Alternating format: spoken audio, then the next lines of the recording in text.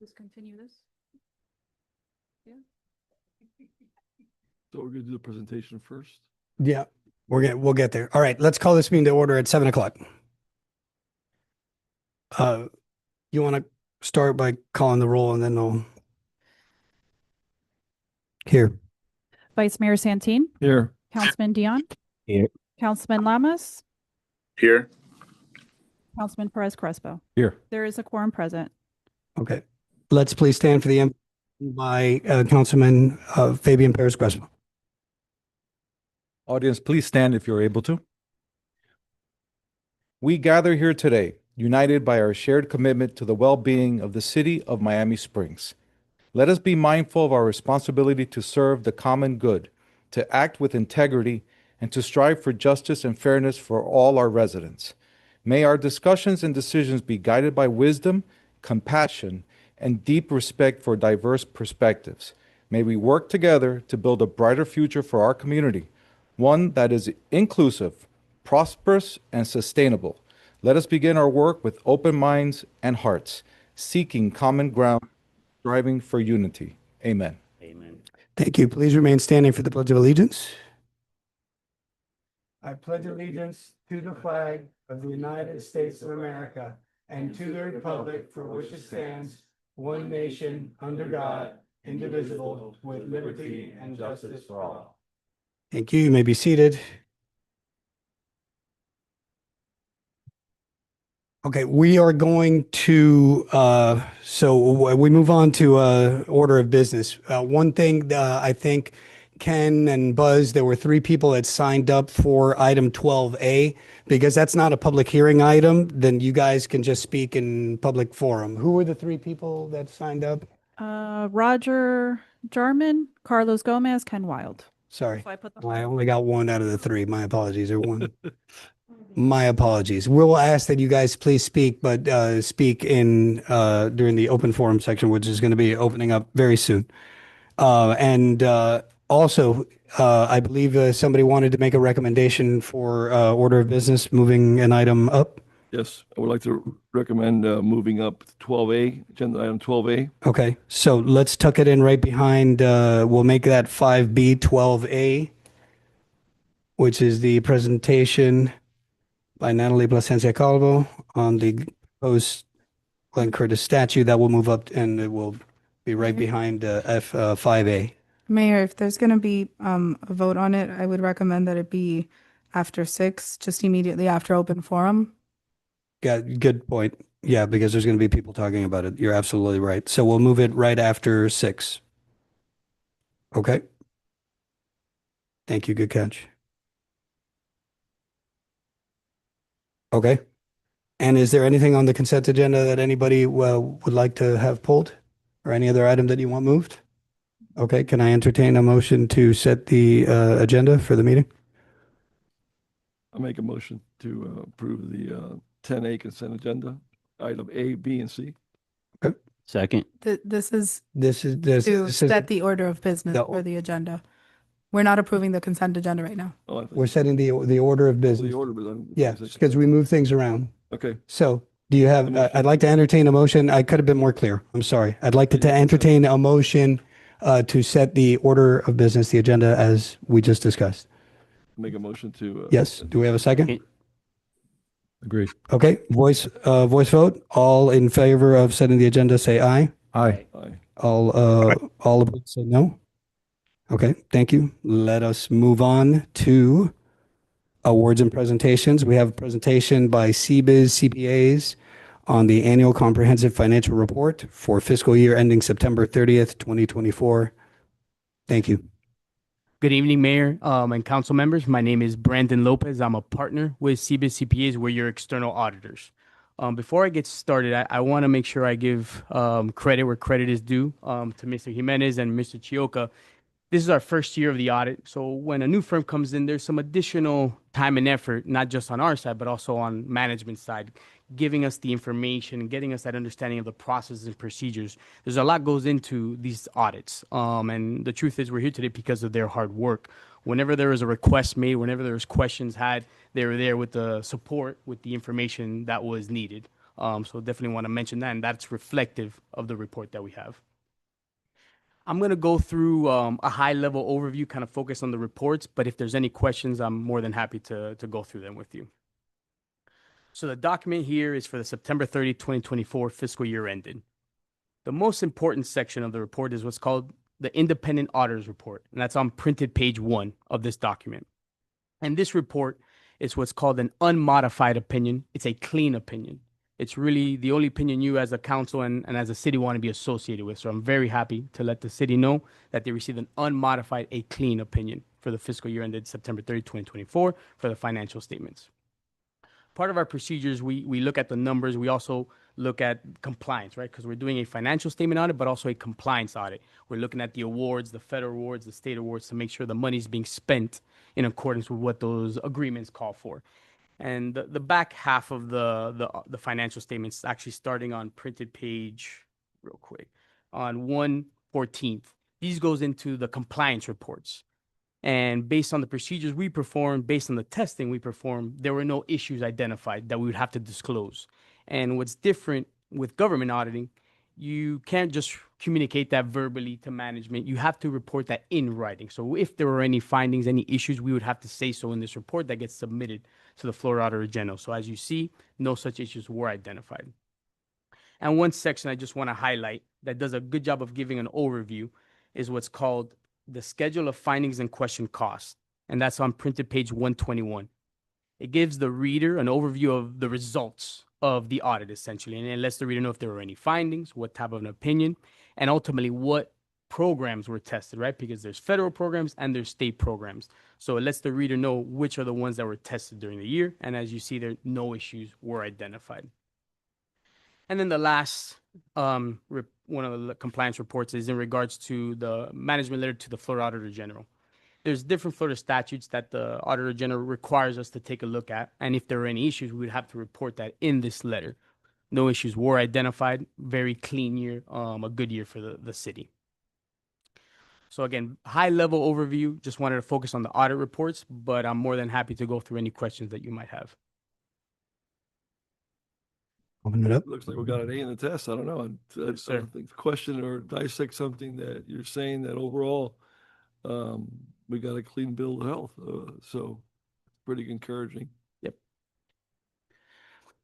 You want, Chris, do you want to just piggyback and just from the point of view of staff as the finance director, you know, where you feel like we're at financially, just give us a 30,000 feet since you've been here? Did you finish your second year already? Yeah, I just passed 2 years, Mayor. Okay. So from your point of view, do you want to just kind of underscore how you consume this, you know, against, you know, relative to when you got here and where we're at? Well, I'd say just in relative terms, since I've been here, we had, you know, a challenging first year of my budget year here. We actually used $1.2 million of fund balance. We had a challenging time during the year that we are finishing where we actually lost, if you look at page 25, we actually lost $799,000, and that was primarily in the reports I've been sending to council quarterly. That was due to the loss of the golf course revenue with the course being closed for Right. 9 months. We had some savings and expenditures. Those offset each other to lose less than anticipated in the Yeah. revenue. But overall, in the 2.5 years I've been here, our fund balance is actually, it was around $7.5 million, and now it's down to $7 million, and it's still very healthy. It's approximately right now 29% of the 2025 budget that we're in. Yeah. So I would say the city is still in a strong financial position regarding the fund balance and unassigned, you know, reserves. And actually, I would like to mention one of the procedures that we're required to do is what's called a financial condition assessment. We take a look at the city and a 5-year trend analysis. How are we trending? And then we compare the city to its peers that the Florida Auditor General gives us. And based on those metrics, if there is anything that would cause an alarm or at least, you know, something that would signify a downward trend, that would have to be reported in writing. But based on that procedures, those analysis, no issues were identified. Because like Chris was mentioning, we do see, you know, going back 5 years, kind of where it was trending originally, and we've seen that change in the last couple years. Thank you. Mr. Lopez, right? Did you hear correctly? You said this is the first year that you're auditing Miami Springs. Correct. Yes. Okay. Were you given prior financial statements, financial reports to compare? Yeah, That's two. absolutely. So as part of our procedures, we're taking a look at last year to make sure we're getting an understanding of the operations of the city, and also, like we talked about, the trends, right? So how are the numbers looking in prior years? And then we compare that to current year numbers to see any fluctuations. And we use that as part of our planning procedures, because if there's anything that is out of budget, right, or exceeds the budget, or if anything is very significant in a variance, do we want to dig into that a little bit deeper? Do we look at it a little bit more? Or is there a reason for the fluctuation? Like we talked about with the golf, right? We understand there's a big fluctuation because it was, closures while renovations in the prior year. So those types of things we look at to then basically create our audit procedures and our audit approach. I guess City Manager, would CBIZ be auditing us next year? That's correct. They have, I believe it's a 3 or 5 year engagement. 5 year I engagement. believe so. Yeah. So the city went out to RFP for the audit services, and I believe it was a 5-year contract. So this is year 1 of that contract. Well, I think I have other questions, but it's all budget related. Just I'm thinking statewide, but don't worry about it. Right. Thank you. Mr. Chair, Go ahead. if you could kind of clarify that, because the bid was originally through Markham, and then you Yes. guys, so kind of the relationship part. Sure, absolutely. So yes, when the bid went out, we were responded as Markham. So Markham was the 13th largest CPA firm, and November of 2024, Markham and CBIZ merged. CBIZ was the 11th largest firm, and Markham was the 13th largest firm. So together, we are now the 7th largest firm. But the fees, everything we had agreed to with the city, we honored those fees. It's the same engagement team. It's the same audit process. It's really the best of both worlds, because now we're a larger firm with larger resources, but the exact same team that was proposed for the city maintains for this year and moving forward as well.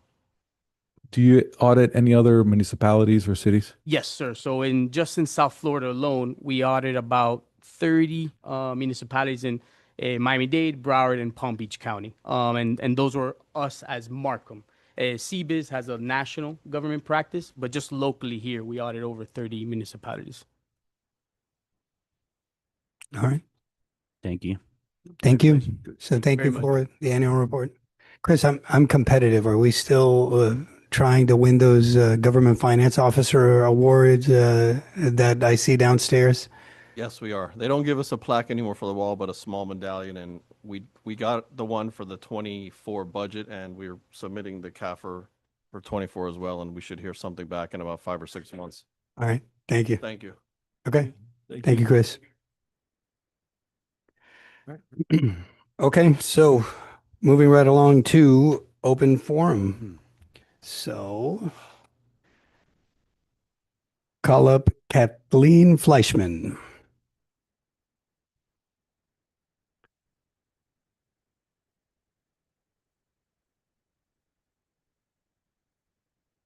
Thank you, Mr. Mayor and Council and City Manager and Assistant City Manager, City Clerk and City Attorney.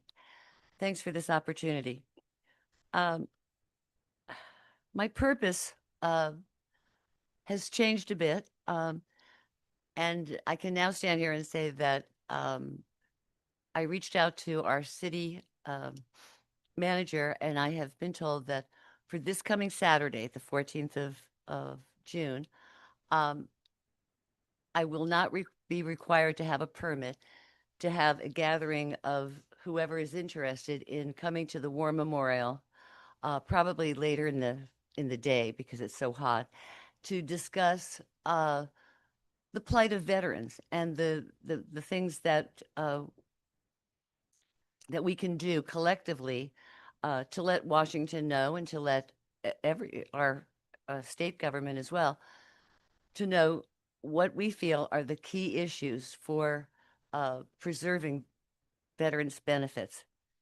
And I want to say that all the men in my family and all the men in my husband's family, and including my husband, have served in the armed forces. I'm a daughter of the American Revolution, so I go back to July 14th, 1775. My people, my ancestors fought for democracy and to uphold the military. That was and actually the U.S. Army actually considers that the date, their birth date. So we're going to celebrate 250 years of the U.S. Army, but all armed forces, because we have a serious situation with homelessness, suicides, benefits being cut. Men and women dedicate their lives, give their lives, their time, their service, but their lives to go and protect freedom whenever they're called upon. And when they come home, I am so up to here with the rhetoric.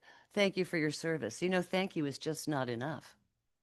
We have got to do something all the time to keep that top of mind for the ones that write the checks, that make that propose the bills. And so I'm just inviting anybody in the community that wants to come to the War Memorial on Saturday, June 14th. I'm thinking maybe more like 7 o'clock in the evening, because I think it's just a little bit cooler, and the sun doesn't set till what, 8:30. So to just come and let's meet. Let's put our heads together collectively. Maybe we have a letter writing campaign. In the interim, I want to thank Pastor Emilio, who gave the invocation at our Memorial Day service. And then subsequently, I saw him at the Women's Club. He gave the invocation. Is that my time? Yeah, that's your time. Yeah. So thank you very much for your time. Thank you, Kathleen. Thank you. Okay, next up, Roger Jarman.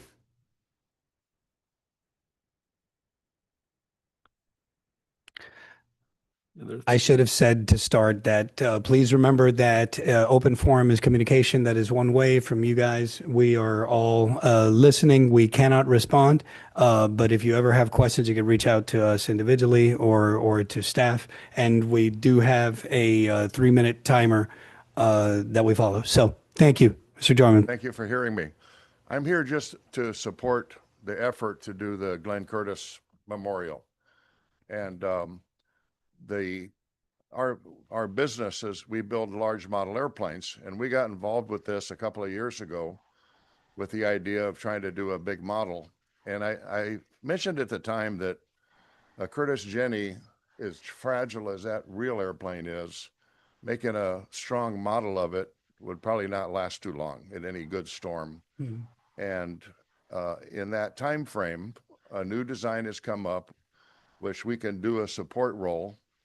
I've been in Miami Springs since 89, but my first time here was in 1960, coming from Venezuela. Dad was with Pan Am, and he came here because my grandfather was here. He came out in the country in 1922 to live on Fern Way. So we've been in the community. We want to participate in it. And the design that's being proposed, we will do as a support role in historical copy. And we've got some milling assets that we can do to help with that design. So I just wanted to say that I'm a Miami Springs boy, and we're here to help however we can. Thank you. Thank you. Thank you, Roger. All right. Carlos Gomez.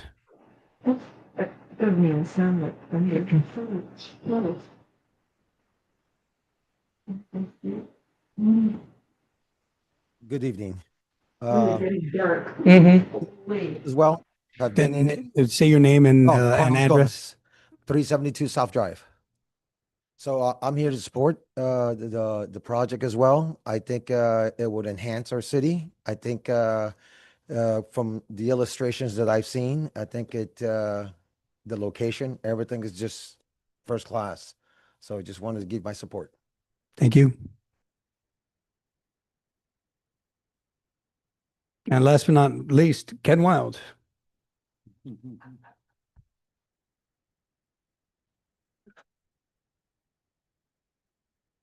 Well, thank you for giving me the opportunity to speak tonight. I was asked to say, give my 2 cents on the memorial project. I met with Natalie and her husband Juan some time ago at the museum, and I think it's a terrific idea. Other people know a lot more about Glenn Curtis than I do, so, but suffice it to say, he had a very important part in the way the aviation industry turned out, especially here in Miami Springs. I met with Christine Rupp, the president of the Dade Heritage Trust, some time ago, and with George, and she seemed to think that there would be no problem in funding it, not by Dade Heritage Trust, but by whoever was going to be in charge of raising the funds. I think it's a terrific idea. I'm speaking for myself, not for the Historical Society or anybody else. But that said, I've shown this to many people. I haven't got a negative report on it yet. So I would urge the council to approve it. Thank you. Thank you. State your name and address. Sorry, Ken Wild, 1267 Raven Avenue. Thank you, Ken. Okay, so item 12A was moved up. Mr. Mayor, can I just, real Yes. quick, I just wanted to address Mrs. Fleischman real quick. She's too kind of a lady. She was gonna get up and she was gonna say, let you guys know that she received less than, let's just say, less than acceptable customer service from some members of my staff.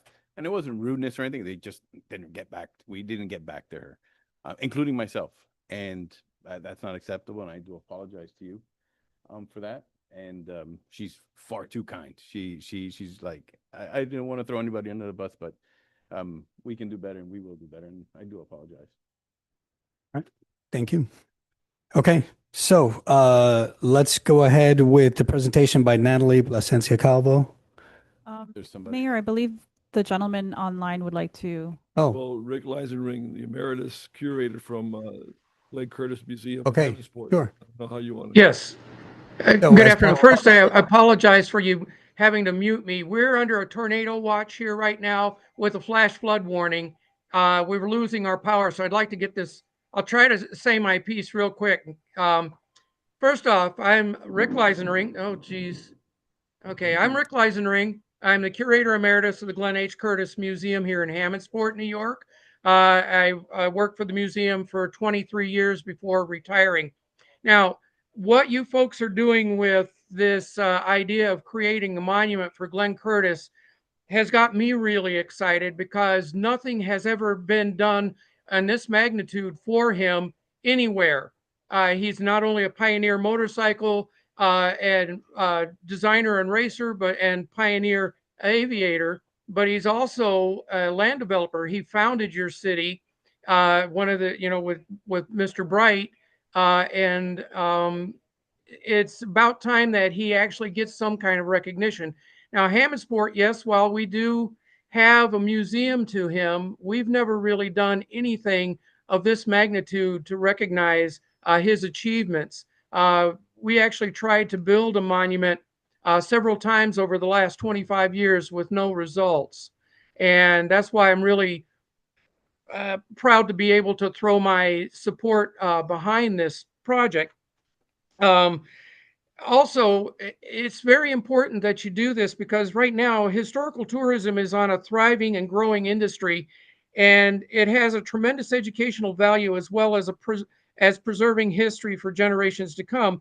It helps bond and promote the community pride as well as economic growth. So what you're doing is just one more advancement in the growth of your city. I'd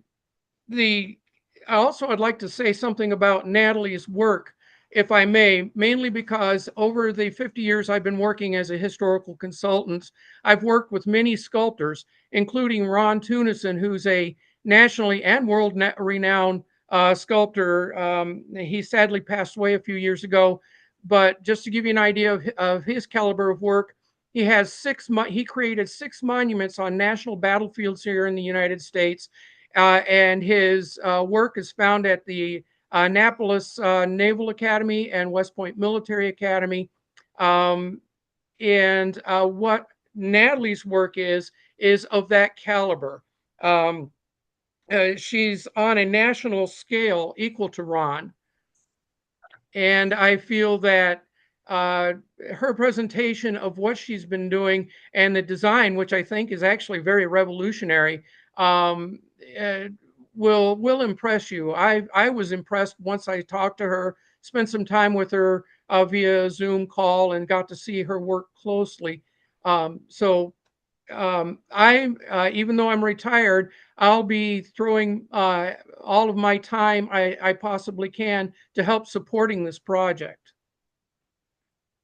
And thank you so much for allowing me to give you a talk. We're losing our power here, so I'm going to have to leave. So, Thank you, Rick. Take cover. okay, Be thank safe. you. Thank you, Rick. Thank you. Right. All right.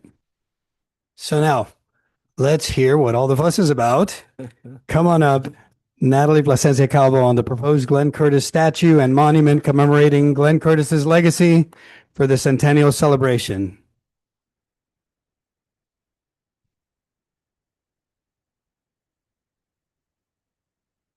Yes, give me one second. Good evening, council, city manager, staff, and everybody present. I would like to take this opportunity to say thank you. Thank you for taking your time. Your efforts have not gone unnoticed. And I'd have to say, I wouldn't be standing here unless I had the support not only of you guys, but of my husband. With that in mind, I have some past handouts. There should be enough for everyone here.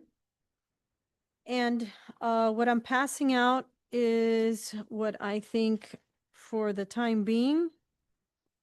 Oh, my clicker. Okay.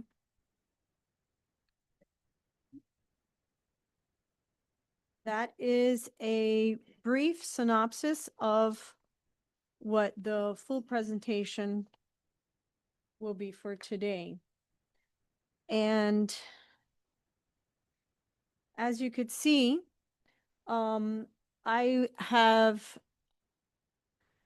become familiar with the character and the spirit of Glenn Curtis, and that is what has driven me and has inspired this project in particular. I would like to highlight those 4 points that are listed under his name as a aviation pioneer, military innovator, city builder, motorcycle legend, and under that is the 2 memorials, Glenn Curtis Memorial and the June Bug Legacy Memorial. Yeah. I wasn't pressing it strong. So here is a quick description.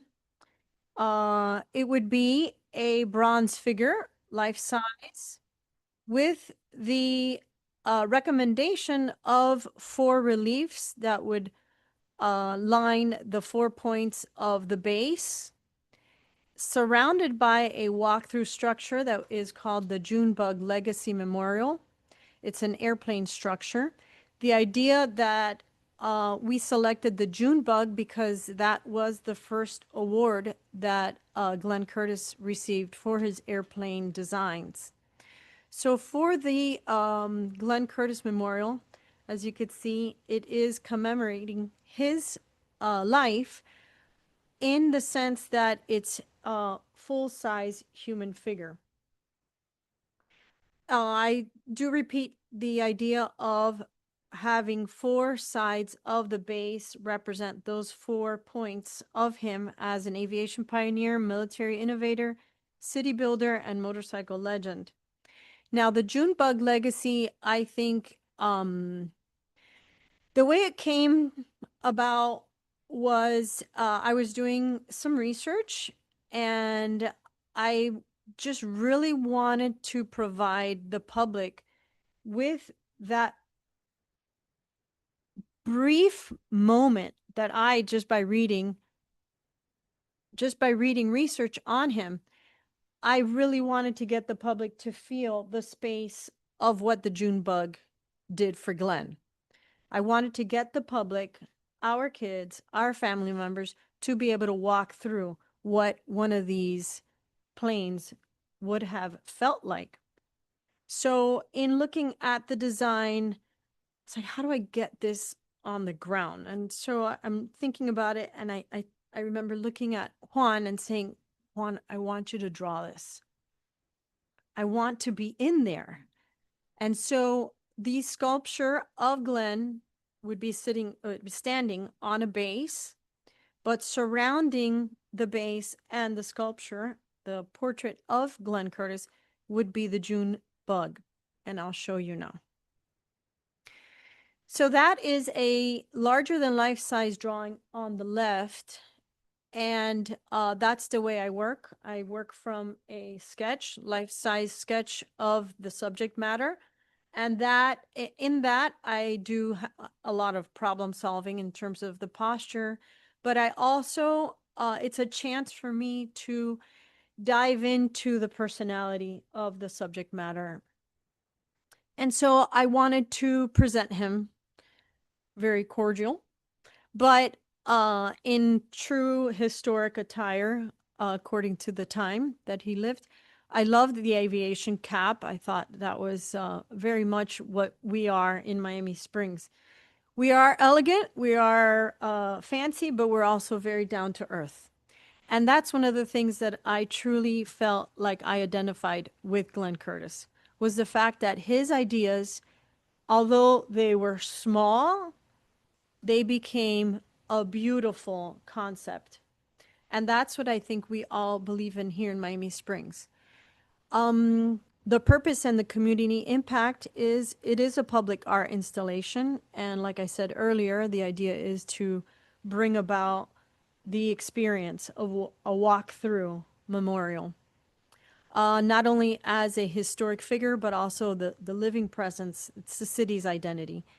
And it engages the story of the man. And that I'll be able to explain it with the idea of the Junebug Legacy Memorial. Now, before I go into the Legacy Memorial, and the clicker is going cuckoo.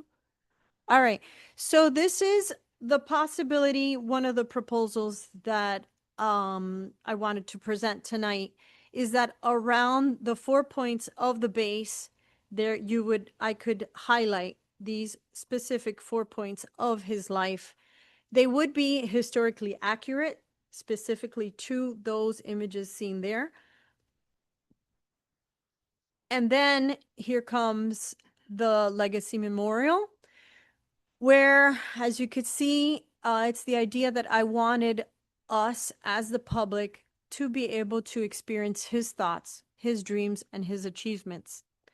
The idea is that it would be a walk-through metal structure, but it would also give the public the opportunity to engage in an educational experience, where all the panels that you see, there's a woman on the left picture, the woman is looking at the panels, because the panels would have a timeline of Glenn Curtis, the awards, where he lived, the innovation, the designs, the involvement with the Navy, and eventually how we as a town came to be. Here we have different perspectives of the walkthrough installation. The idea is that it is true to scale, the exact proportions of the June bug. It would give you, it integrated into the structure is the opportunity for donors to step forward and help us get this project going, with the possible donation of certain aspects of his lifespan. Here you could see in terms of where it would stand, where we're proposing the memorial along with the Legacy Memorial. It would be in line with the other monuments that we have on Curtis. We believe that Curtis is the best spot to have the walkthrough structure and the memorial statue, not only because it is Curtis Parkway, but also because it has a lot of traffic, not only of our own town, but also I put here on the right all the different aspects. It would be facing the gazebo.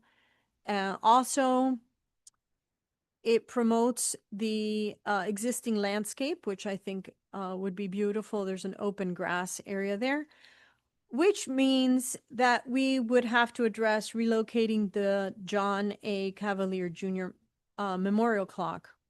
And I've listed on the right, one of the main reasons is that I feel, that as a mayor, he faithfully served and honored our city. I believe honoring him, it would be more appropriate to be on Westward Drive.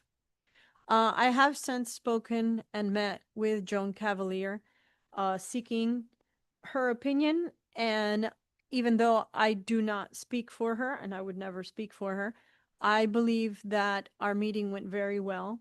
And I hope that she's on vacation right now, but I hope that in the future I can get a few sentences just to get her opinion down on paper.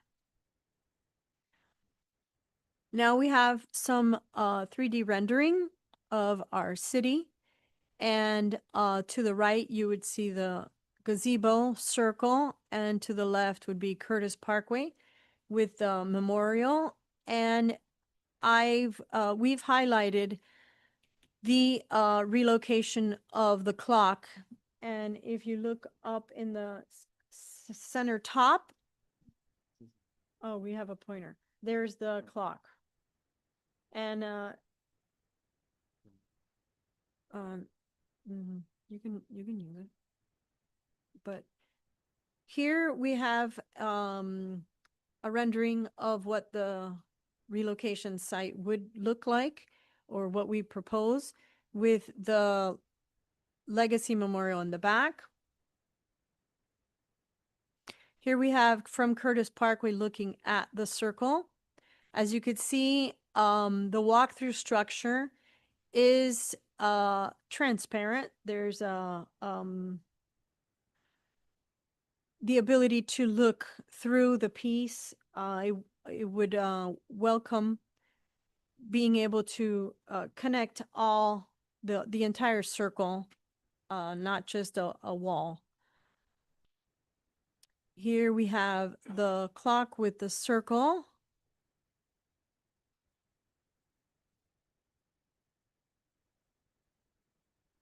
And we really wanted to promote the need to relocate it, but also give the gesture as to this is what we think would be the proper place for the clock. I've put together a timeline so that it's clear as to what's expected of me and what I can provide. This is including both the memorial and the Legacy Memorial. So beginning July of this year, with the target date of unveiling in August of next year. These are my listings of what I believe would be community engagement. And I have on the right letter of support from the Miami Springs Women's Club.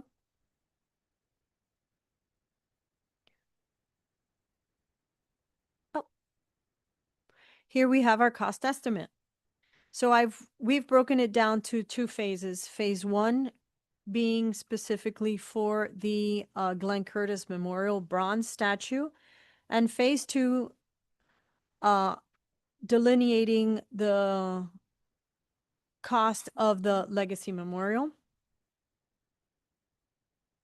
Now, I highly want to emphasize the idea of the subject to change, as you can only imagine when it comes to materials.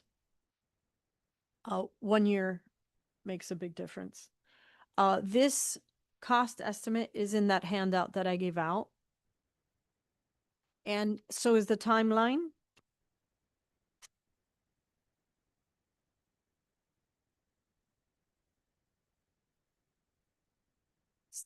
some of the relevant public projects that I wanted to highlight that I've participated in. The last one was the Stella Maris, and that's down in Key West. That was installed in December of last year. I participated not only as a sculptor, but also as a design and management of the entire roundabout.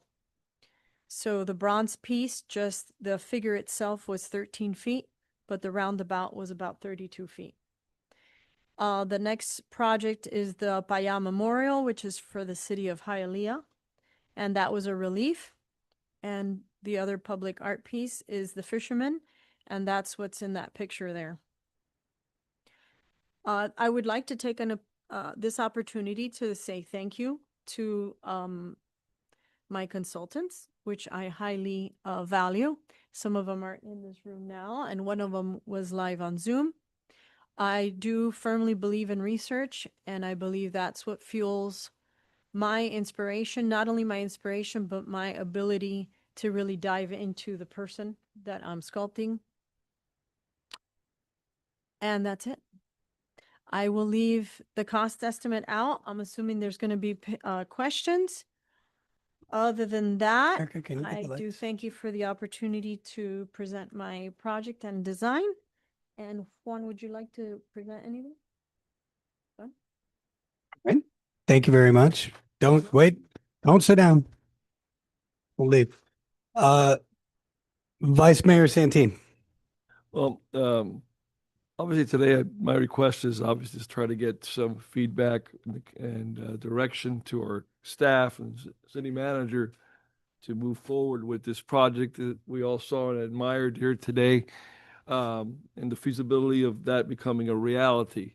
I think it's an opportunity for our city to finally highlight our founder, the city founder, and something like this is also a marquee piece that would allow others to get more involved in that history from aviation, and would also help bring folks to our community that eventually I think will help in our downtown area. And I just overall, I think that the Marquise piece, what you've done is amazing. I mean, I was floored the first time I saw it in the Centennial Committee. But I think, as you said, it was difficult for you. I think you mentioned, I want to put words in your mouth, that it was hard to just do a statue of this man because of the impact he's had overall. Our county is one of the top industry is aviation. We've always talked about our city aviation and that we're an aviation city. Well, this is the opportunity to show not just the few that do know that this is our community, but that we really are, and we're true to our heart, that this is an aviation city, and our founder had probably one of the biggest impacts in an industry. As much as Henry Flagler and other Florida pioneers, he's one of the unsung pioneers in Florida, and also could be said in the United States. Yes, I agree. Thank you. Thank you for your presentation and for the time you put into this project. First, I do see a couple of things where the people are having some issues, and I believe you're addressing it with, if you were to get a statement from Joan, that would probably be very helpful as well. Obviously, the cost is high, but like Richard said, there's a gain for us. I do firmly believe that putting Miami Springs on a historic level will be great for the city, and definitely that's a great way to go into the future of Miami Springs. Besides that, I think it's great. I appreciate what you're doing. I look forward to seeing what we do next. So likewise with Councilman Santin, we were at the Centennial Committee when Natalie first presented this. And I think we both felt the same way. We're like, wow, this is big time. I mean, this sets us apart even on a national level. I believe it. I love the design. I love your passion that you bring to it. The Centennial Committee had discussions about art and And I think we kind of just pressed forward, and I like that you pressed forward as well. I mean, to respect your vision as an artist. I know you personally. I know your commitment to all your projects. I've seen at least two of your sculptures up close, plus the piece you did in Hialeah. And your family has deep roots in the community. I can't think of any other artist other than you that could pull something off like this. I'm looking at the cost, and I know that you're being generous. You and your husband are being generous with the cost. So the question becomes, right, how do we fund this? Can we agree on this? And that calls for a bigger discussion. How do we fund something like this? But this could be the start of something monumental on Curtis Parkway. Who knows? Literally and figuratively. Maybe in 10, 20 years, we've got like the mall in Washington. You've got all different monuments. We have to think big. If we want to be a big city, we want to play with the big leagues, we have to think big and not, I've had someone comment, well, it seems like too much for the city. No, why? Why does it have to be too much for the city? Why can't we do something big and get national attention? And I like the way you tied in the sponsorship too, because now we're looking at other companies and organizations that want to be a part of this. So that's an important component. So congratulations again. And that's all I have. Sure. Oh, you want to finish? Or Sure. I wanted to finish your... to say a few words. Is Councilman Lamas on?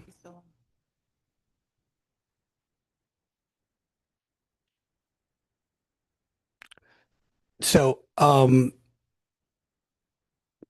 I too love the design. I like, I know that in previous conversations that we had about the monument, we were talking about the Jenny, which, although a very popular airplane that was used, and a very functional airplane that was used a lot during World War I think that as we go into our 100th year, I think that we as a city have to, really recognize our founder, because he was such an innovator. The more you know about him, the more you realize how much of an unsung hero he was.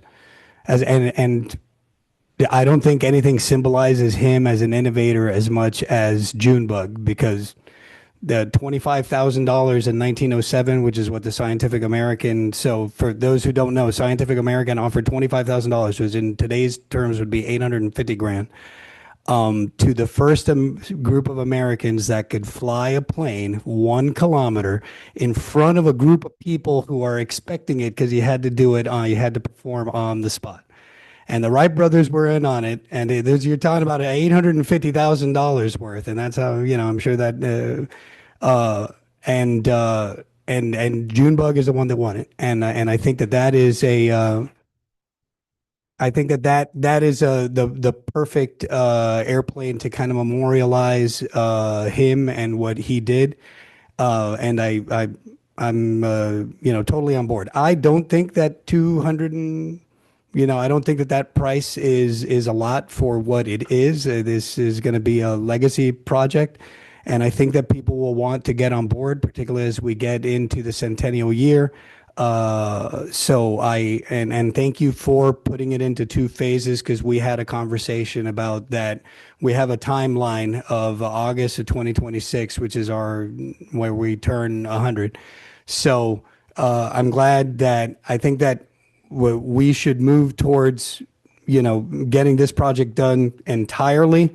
But I like the idea of making sure that we at least have 1 phase of it, the monument for the 26th. And I think that it will probably catch momentum, and maybe we raise all the money and we try to get it all in. But I just wanted to make sure, because there's not a lot of time and you need to get started, which means that we need to find a way to fund phase 1. And then if we get phase 2 in, then great. But at least we need to get the ball rolling, because we've got a centennial to meet.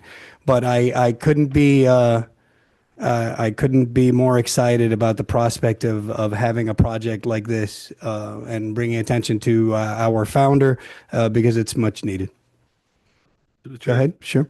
To Councilman Crespo's point about the cost, just to give you a little perspective on cost. The city of Homestead just did a statue to downgrade the accomplishments of William Crome, the land surveyor for Henry Flagler, part in letting those rails go all the way down to the Keys. They just spent $250,000 on their statue, and they use obviously public art money. But my point in bringing this up is because Councilman was bringing it up is we have local people that are passionate to do what they want to do. From Roger Jarman, who Atlantic Models, you might not know what he does, but if you go to every Air Force base in the United States, or most of them, his models are there. And he's a Miami Springer. You're a Miami Springer. I saw there the engineer, Paul Zelio, Miami Springer. So overall, this is a community-based project, and everybody wants to put their hand on it, right? But the cost is more than reasonable. Thank you. And so I just wanted to put a little perspective because I know people see numbers, 100, 200. Well, look at the statue in the city of Homestead. Not to downgrade the work that the guy did for the sculptor, but that was $250,000. I have a question. Have we explored other areas to put the clock, or is that the only area that you've looked at? I believe that's the best one. That's the best one? Okay. Yeah, I think it has the most amount of traffic, Okay. the most amount of visibility. I think it's a prime spot where it would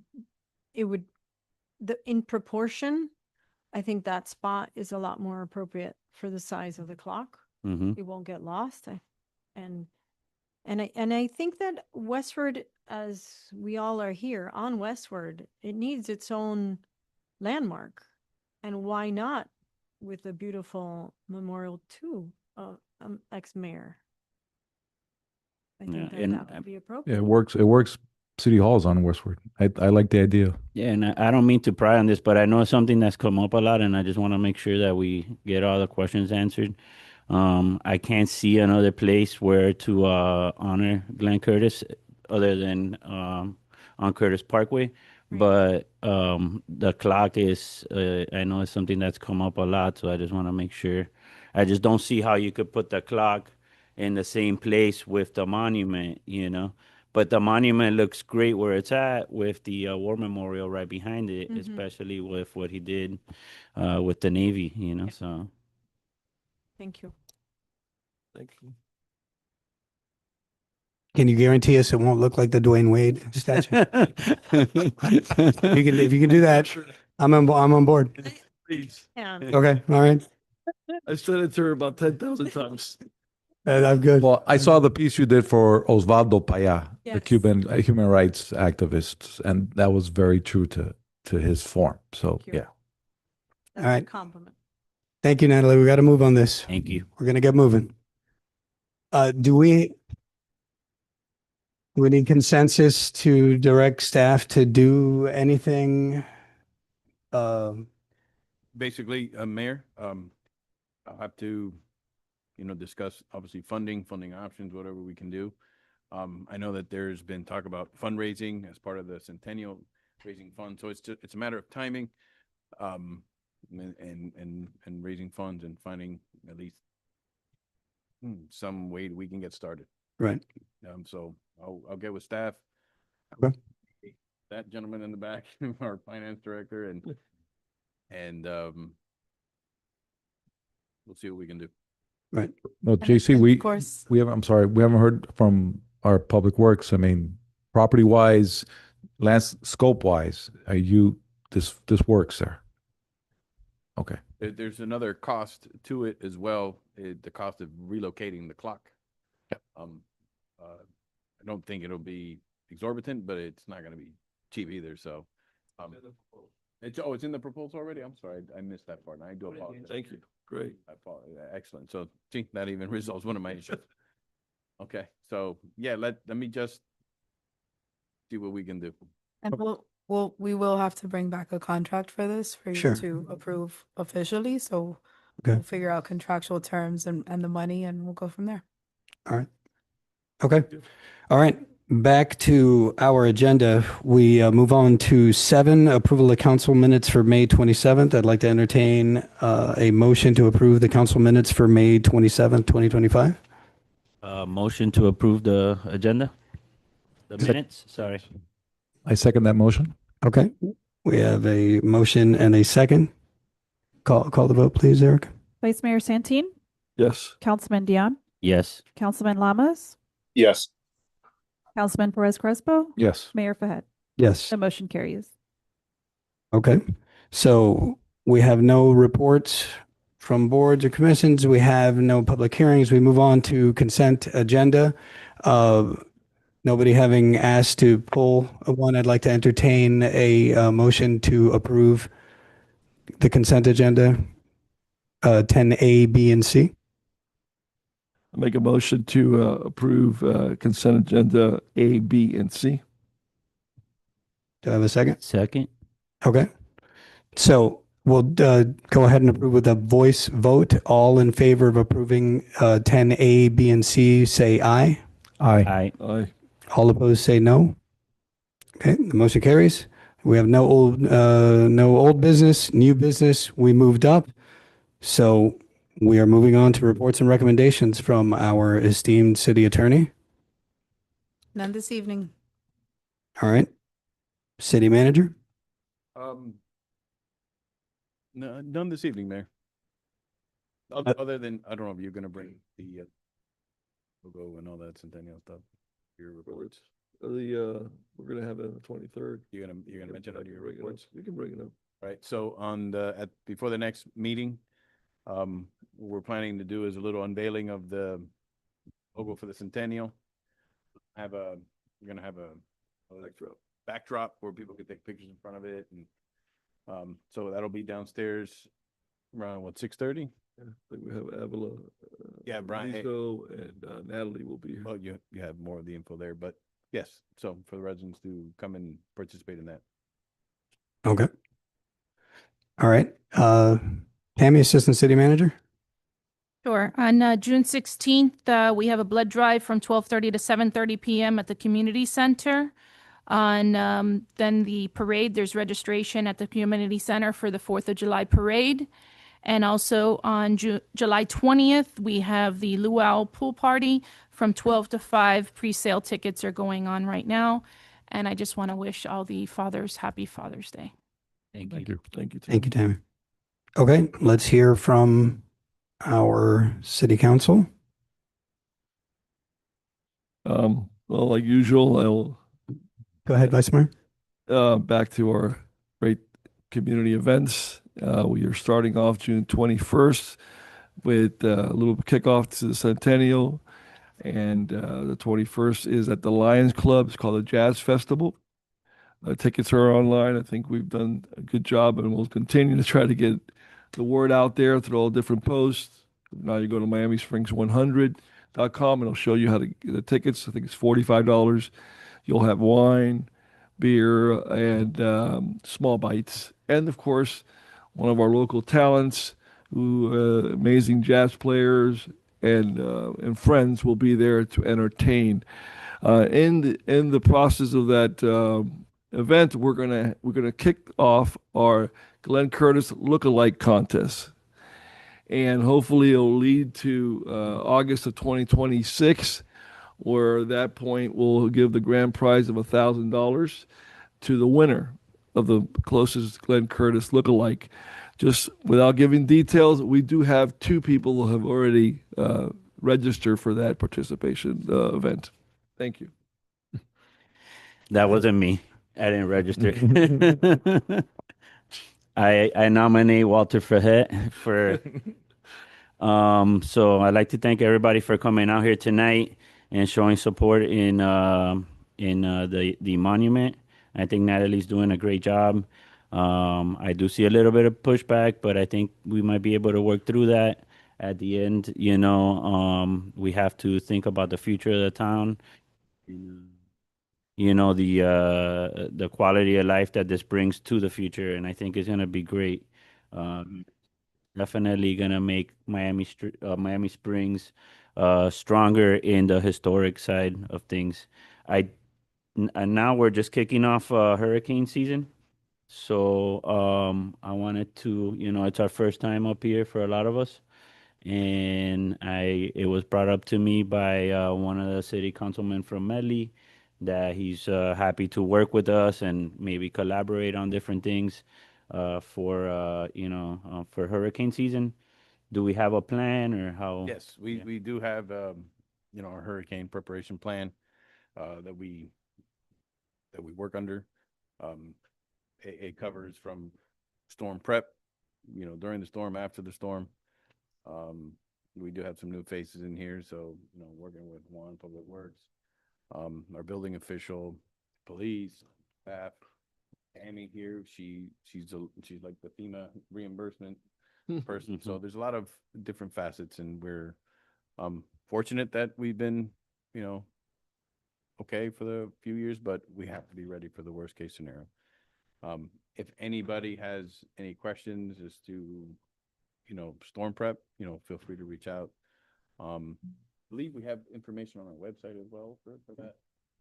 So, and Tammy wants to. Speaking of hurricane season, I think now is an appropriate time to thank the Dunn family, Susie Dunn and Lowell Dunn. Yes. Mrs. Betty Dunn has passed, but the family has continued to work with us. I met with them as well as Juan Pena and Liz last week with the Dunn family, and they are still willing and offering their land over there in the Medley area for our staging area. So they continue to work with us every year. We reach out to them at the beginning of, prior to the hurricane season, and they are just wonderful people to work with. So by staging area, it means where we take all the debris and everything, we make piles of, mountains over there and on their property. So we don't have to take up park space or anything like that here. It doesn't sound like much, but it is a huge relief for us that we have that space. And where on the website could they find that information for? Oh, as far as that At least not the for the Dunn family stuff, but just the hurricane preparedness and. Or just call Tammy.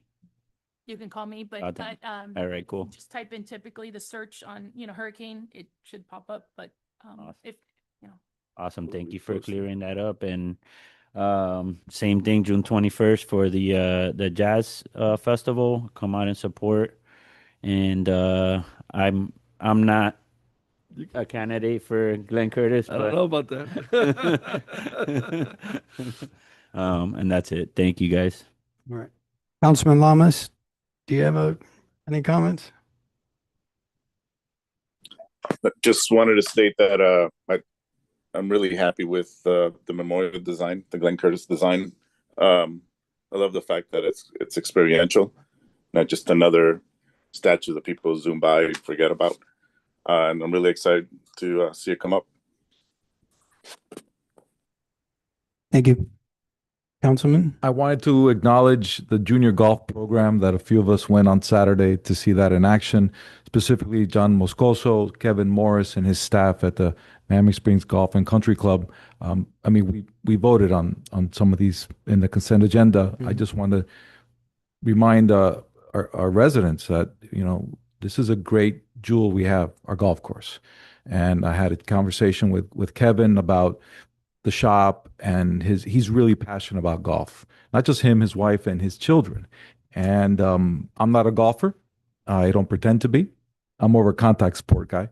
But I understand the social importance of golfing to build relationships and friendships, positive relationships. And when it goes into playing golf and focusing and patience and being on task, and it was great to see the youth of not just our community, but they had people from the Redlands as well, kids from the Redlands and other communities playing on our golf course and appreciating what we have here in the city. So again, thank you to Kevin Morris for everything he's done. We have A-list people on staff in this city. I really believe that.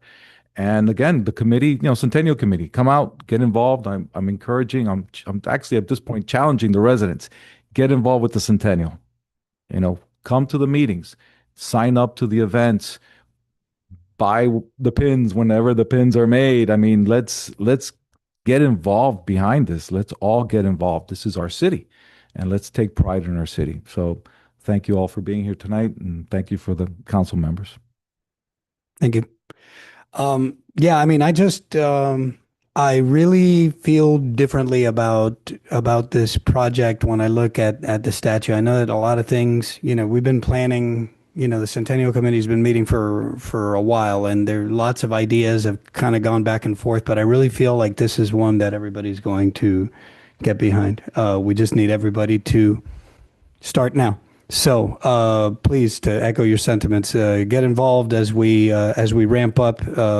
This August will be the start of our centennial celebration year, leading up to August the 26th, right, which is our birthday. So thank you to staff and for members of the council for being up here and helping us get things done. We'll have one more meeting on the 23rd of June, and then the only meeting in July will be the millage cap setting meeting. So we'll just keep that in mind and try to get as much done before that break. Okay, so we will adjourn at 8:13. Thank you.